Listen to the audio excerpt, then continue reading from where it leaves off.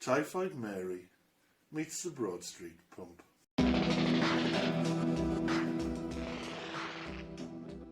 I and about 1 million other Brits have just been turned into potential super spreaders by bumbling Boris and his incompetent cabal of sycophants and ne'er-do-wells. I had my first Covid vaccine injection on the 22nd of December, and my second injection was due at the end of this week. Well within manufacturing guidelines, well within the boundaries of the available data, and well within clinical practice. It's also something I'd consented to. The trouble is that in order to spread the available vaccine thin enough to meet another impossible pledge, the government has changed the rules.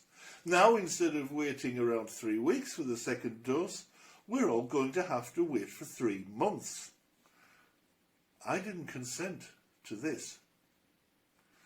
Both Pfizer and AstraZeneca have made it clear that neither vaccine has been tested in these conditions.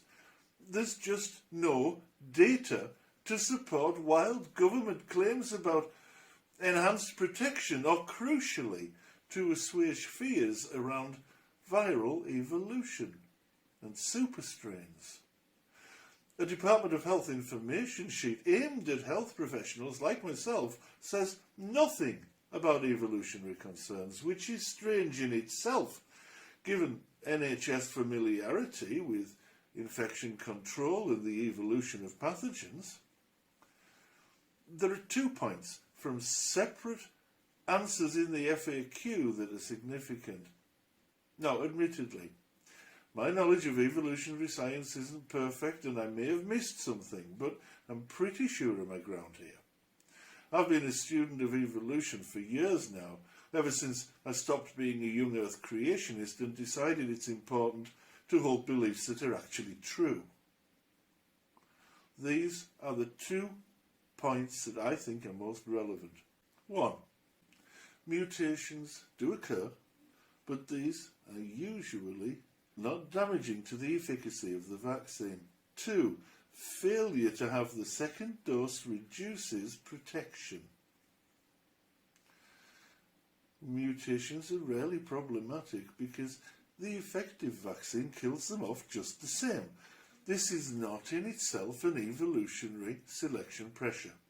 However, if protection is reduced without the second vaccine, not all the virus will be killed. Natural selection means that those viral mutations with the most resistance will survive and replicate. Therefore, the pool of viral RNA becomes stronger as the weaker ones are destroyed. This most certainly is a selection pressure. It seems that delay is likely to result in selection pressures that will make the remaining viral load stronger, fitter than those that were killed. This is an environmental selection pressure that not only puts us personally at risk, but also risks introducing a more virulent and more lethal strain into the society at large. Our bodies have become what's known as EEAs, environments of evolutionary adaptation. We become breeding grounds for a supervirus. There's no point vaccinating more people if we're simultaneously producing a new strain that the vaccine can't kill. Not least since it's being incubated in frontline health workers. Perhaps this would be the most effective delivery system possible if you wanted to get a super spreader virus out into the population at large.